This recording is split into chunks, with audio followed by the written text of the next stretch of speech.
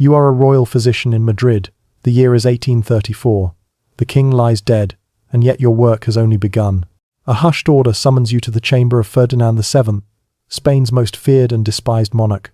Queen Regent Maria Cristina stands weeping, her grief laced with something far stranger, a command to preserve not just the king's body, but the one feature that had haunted his life, whispered about in the corridors of power, hidden in archives that would never see daylight. Beneath the silk sheets, you glimpse the grotesque truth, an anatomical monstrosity that seemed to mock nature itself. It was the secret of Ferdinand's reign, the very core of his shame, pride, and cruelty. In preserving it, you are preserving the distorted symbol of a kingdom that had rotted from within.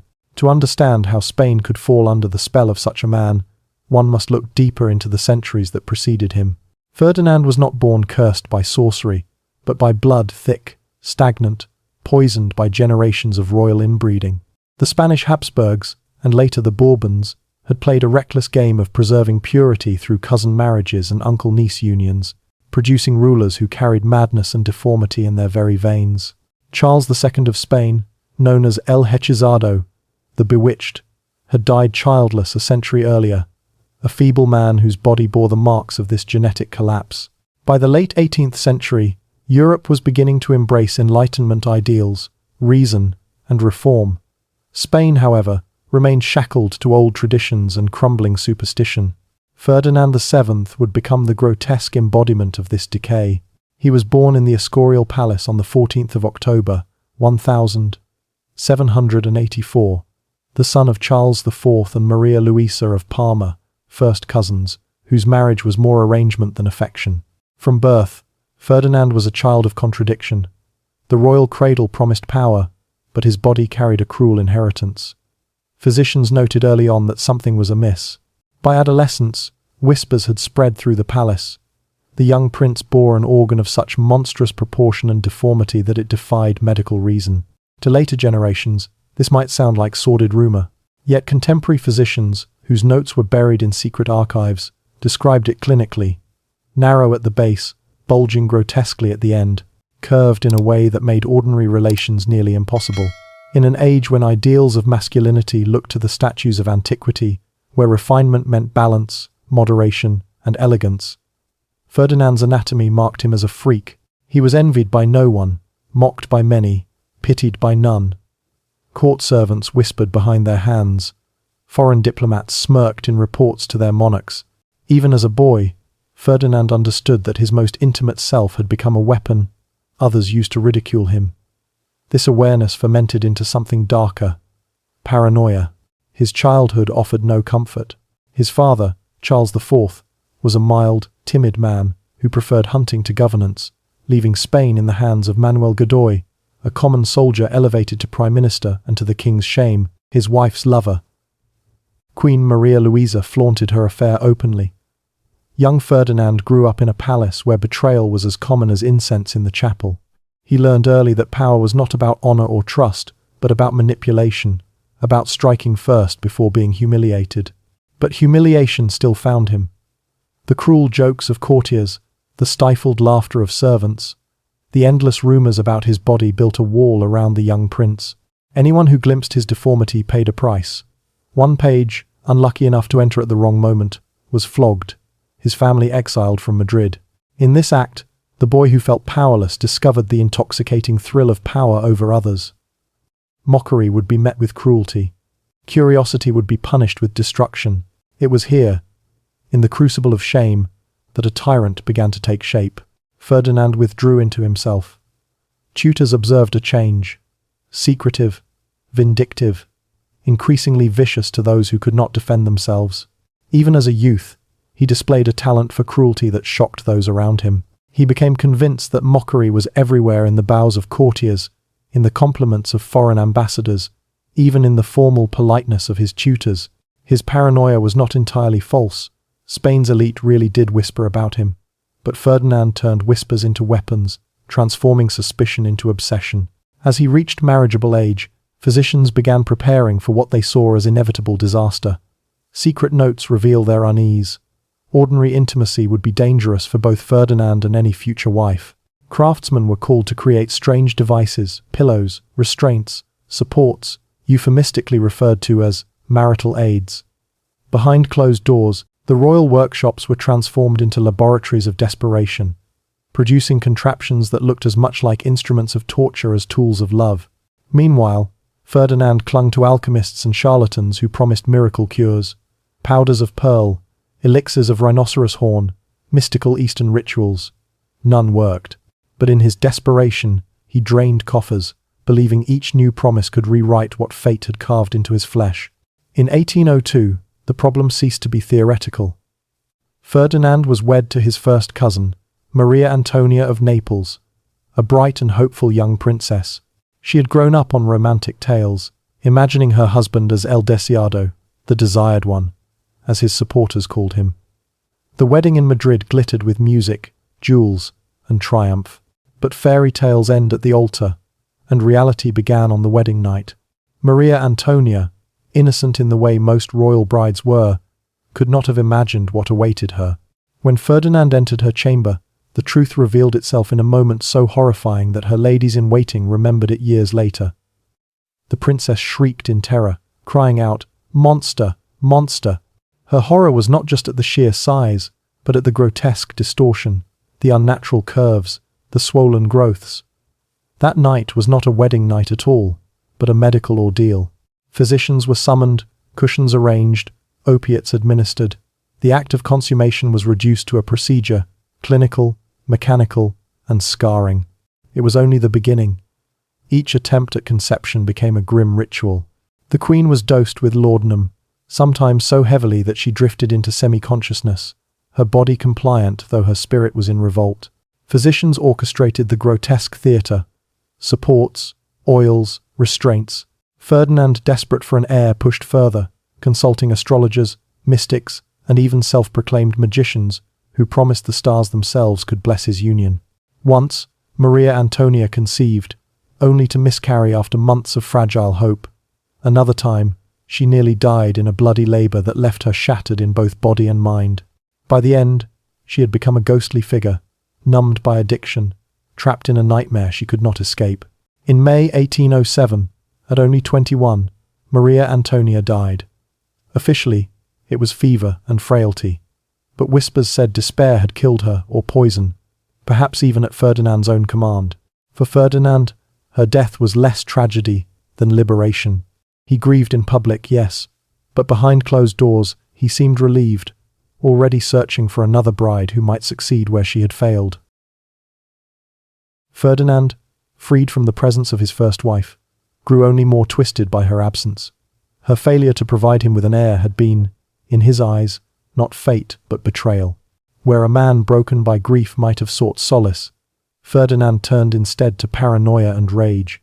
He whispered to confidants that Maria Antonia had secretly taken substances to prevent pregnancy, that she had conspired with her Neapolitan relatives to humiliate him. These suspicions, baseless though they were, hardened into conviction. To Ferdinand, betrayal was everywhere, and compassion nowhere. The court felt the shift. Servants who once endured his outbursts now faced exile, prison, or worse for the smallest mistake. A dropped tray, a hesitant glance, even a misplaced bow could be interpreted as mockery of the king's shame. Those unlucky enough to serve in his private chambers often vanished without explanation, their names erased from records. For Ferdinand, power was no longer a responsibility but a weapon, the only means of striking back at a world that laughed at him. Yet outside the palace walls, Spain itself was unraveling.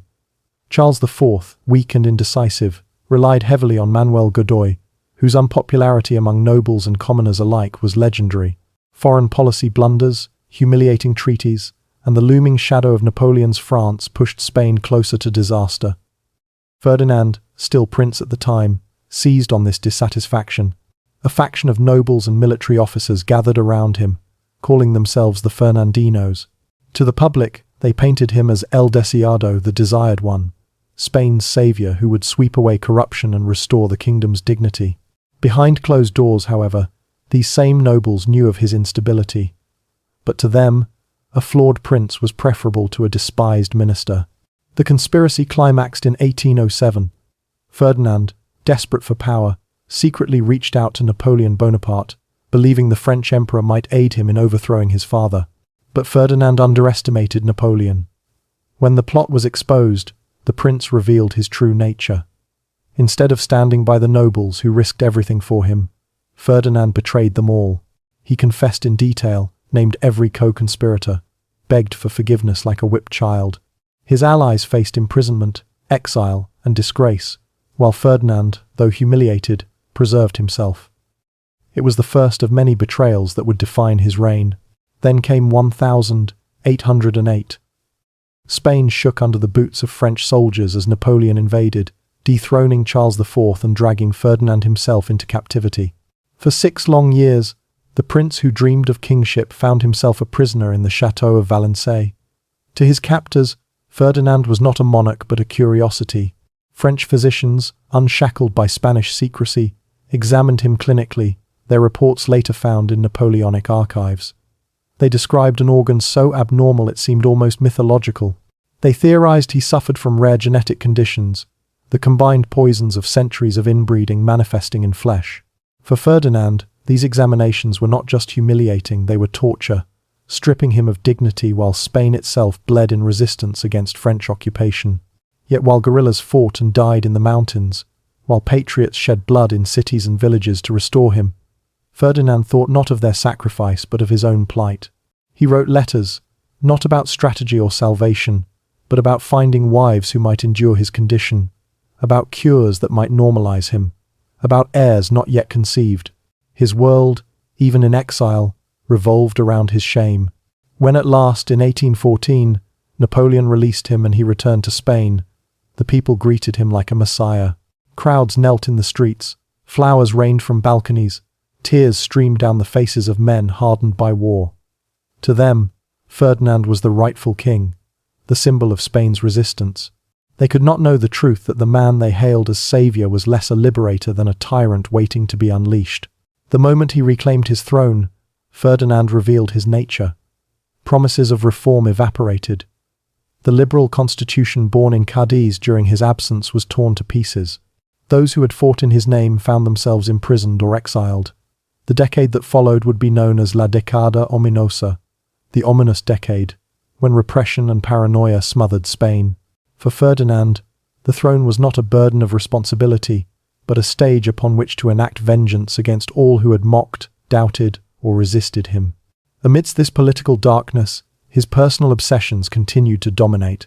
In 1816, he married again Maria Isabel of Portugal, another cousin drawn from the dwindling pool of Europe's intermarried dynasties.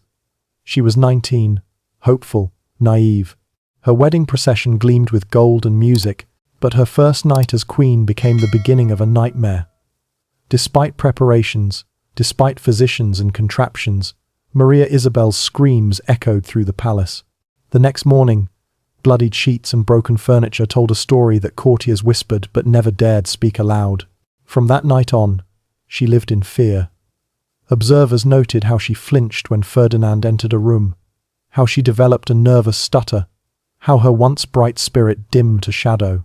Physicians labeled her hysterical, but what modern minds recognize as trauma. Her body, mind, and soul broke under the weight of her husband's demands. Still, the pressure to produce an heir grew unbearable.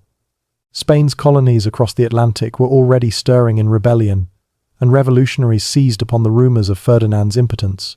Pamphlets spread in Mexico, Venezuela, Argentina, mocking the king as a tyrant unfit to rule, a man cursed by God and nature alike.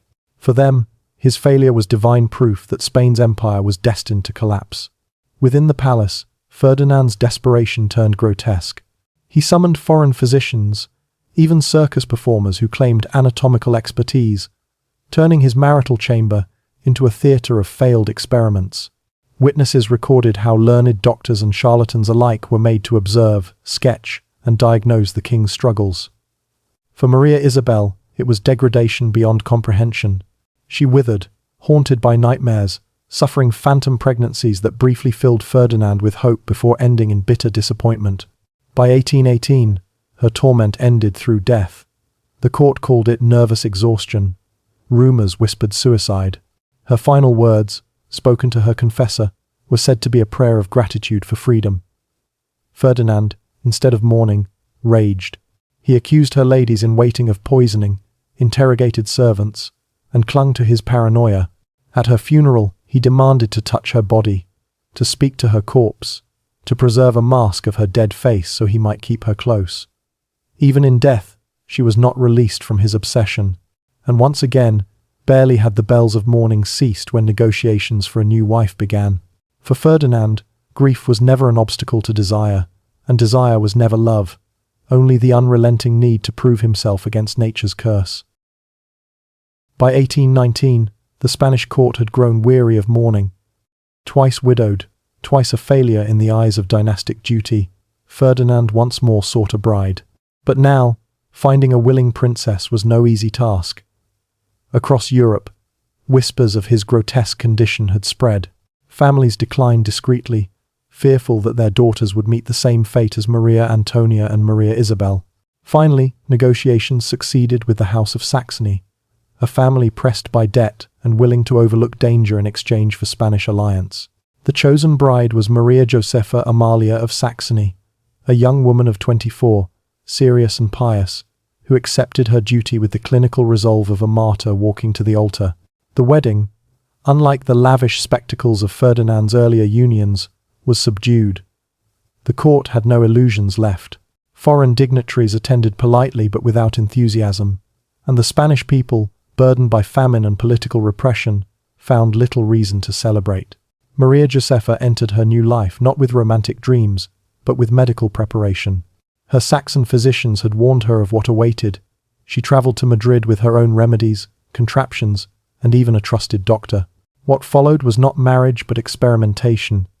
Intimacy was scheduled, like surgery set times, prepared chambers, instruments arranged, physicians on hand.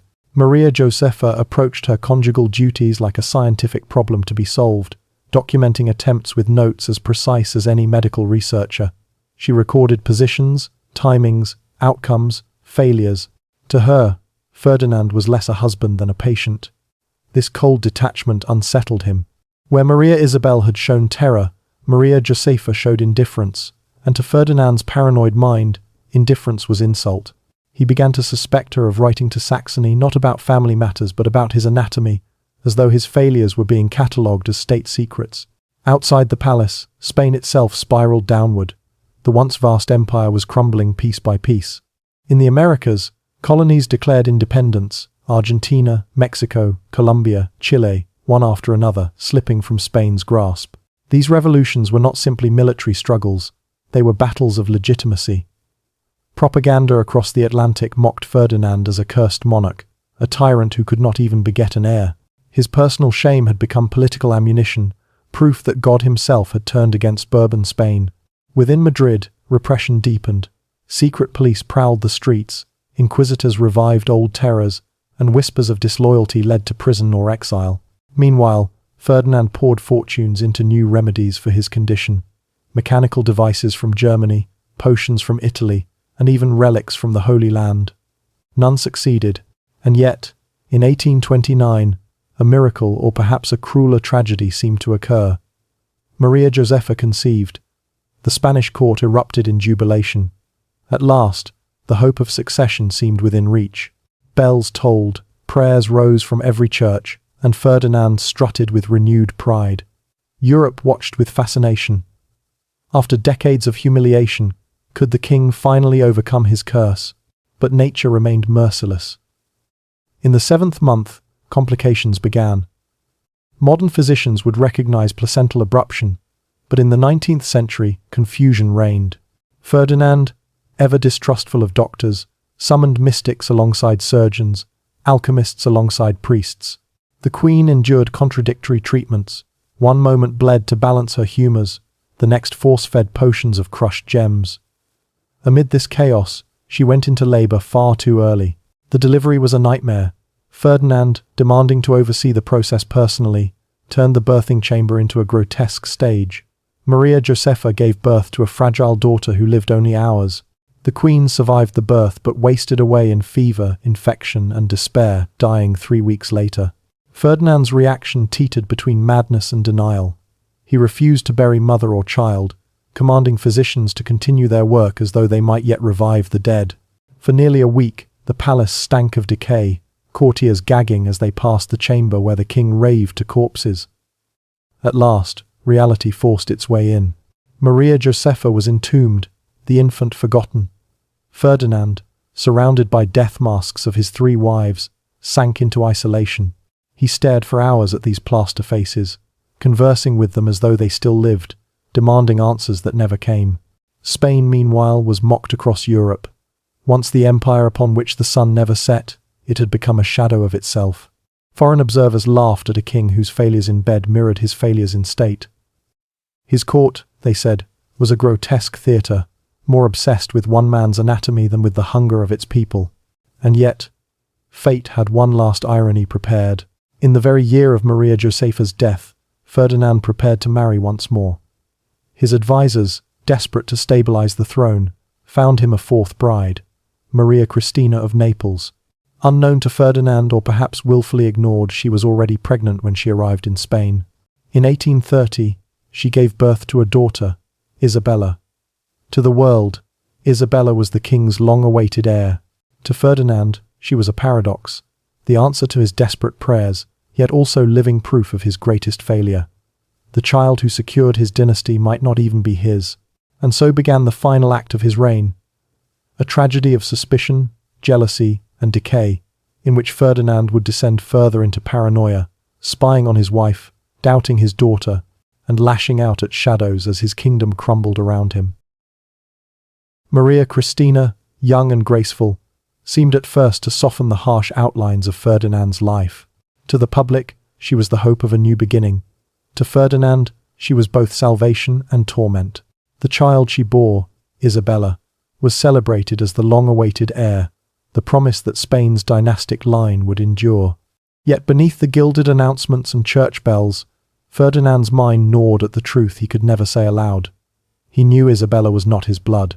This knowledge became the splinter lodged in his soul, one that poisoned every hour of his final years. Instead of gratitude, Ferdinand turned to suspicion.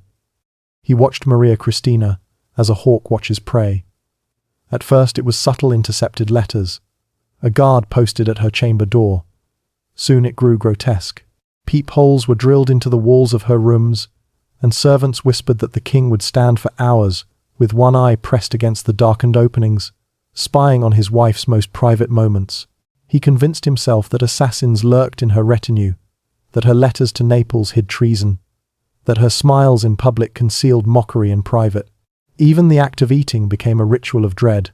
Every meal Maria Cristina touched was first tested by servants, who were then forced to wait half an hour to ensure no slow-acting poison revealed itself. Some tasters collapsed under the strain of constant scrutiny, fainting from nerves alone, which only confirmed the king's suspicions. He ordered more guards, more spies, more controls. The palace transformed into a labyrinth of paranoia, its gilded halls echoing with whispers of treason, and the nervous footsteps of servants afraid to breathe too loudly. Spain outside the palace fared no better. Years of Ferdinand's misrule had left the kingdom fractured and poor. The great empire that once stretched across oceans had shriveled. Its colonies were gone, its coffers empty. Famine-haunted villages, bandits roamed the countryside, and revolution brewed in the cities. While his people suffered, Ferdinand sank deeper into obsessions, who mocked him, who betrayed him, who plotted against him. His counselors, weary of his madness, often stood by in silence, knowing that the smallest contradiction could mean dismissal or worse. The court itself became a grotesque theatre. Diplomats described it as a place where no one dared speak plainly, where courtiers bowed with frozen smiles, their eyes carefully neutral, their voices muted to whispers. Ministers carried contradictory orders, never knowing which version the king would remember. Even family was not safe from suspicion. Ferdinand came to distrust his brother, Don Carlos, interpreting his ambitions as treachery. Celebrations, once joyous, turned into tense performances where the king scrutinized every flower arrangement, every gesture, for signs of conspiracy. Maria Cristina, trapped in this cage of surveillance, withered under the strain. Her letters to Naples, secretly intercepted, revealed a woman who felt like an actress forced to perform even in her own dreams. She described her life as a glass cage, where every breath is measured, every glance weighed. To preserve her sanity, she cultivated a mask of serenity in public, while in private, she shook with tremors, suffered sleepless nights, and lived in constant dread of her husband's sudden intrusions. And yet, Ferdinand's most complicated torment was the little girl he had accepted as heir. Isabella was his paradox. He loved her fiercely, for through her he could claim victory over nature's curse. But each time he looked at her, doubt returned like a knife. Whose child was she truly? He studied her features endlessly, comparing them to portraits of himself, of Maria Cristina, of men rumored to have been her lovers. He commissioned painters to capture Isabella's likeness at every stage of childhood, then set the canvases beside old family portraits, searching for resemblances that would never satisfy him. His paranoia reached the grotesque. He summoned genealogists, physiologists, even fortune-tellers, demanding they prove Isabella's legitimacy. Scholars, terrified, wrote ambiguous reports that could be interpreted however the king wished. Each time, he would rage or rejoice, depending on which conclusion his fevered mind settled upon. Nothing resolved his torment. Isabella was both proof of his dynasty and proof of his failure. By 1832, Ferdinand's health began to fail under the weight of his own fears. Tremors shook his hands. His digestion soured. His mind clouded. He raved of plots against him, accused Maria Cristina of poisoning him not with food but through touch itself, and ordered humiliating medical examinations before he would lie beside her. His speeches drifted into incoherent accusations, laced with conspiracies no one else could see. And then, in 1833, the end came quietly. After decades of grotesque drama, of screams, betrayals, and paranoia, Ferdinand VII simply faded away. His body, worn down by years of illness, stress, and despair, surrendered. The official cause was listed as gout. Those who had tended him knew better. He had died of exhaustion, body and soul consumed by battles fought not against enemies but against his own cursed flesh. The autopsy was carried out in secrecy. Physicians, who had spent years trying to manage his condition, now revealed its full horror. His organ, preserved for study, measured nearly 14 inches in length, twisted and scarred by years of self-inflicted attempts at correction. For it was clear that Ferdinand, in his desperation, had taken knives to himself, crude experiments in the dark, trying to reshape what nature had deformed.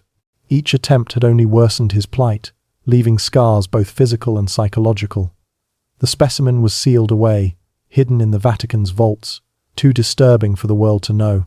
With his death, the crown passed to the little girl he had doubted so obsessively, Isabella II. She inherited not just a throne but a kingdom in ruins, colonies lost, economy shattered, civil war looming.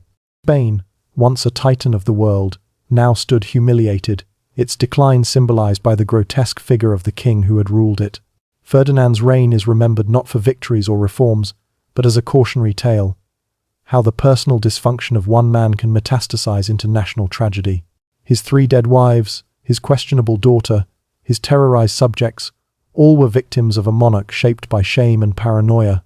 As his physician sealed away the last proof of his cursed life, perhaps he reflected on the irony that the symbol of Ferdinand's torment had outlived him, a monument not to power but to decay. In seeking immortality, Ferdinand had achieved it but only as a grotesque legend, a warning echoing through history of the ruin that follows when absolute power is bound to absolute weakness. Spain would struggle for generations to heal from his shadow. And yet, behind the silk sheets of his deathbed, the story of Ferdinand VII remains not only the tale of a perverse king, but of a nation destroyed by the private demons of its ruler.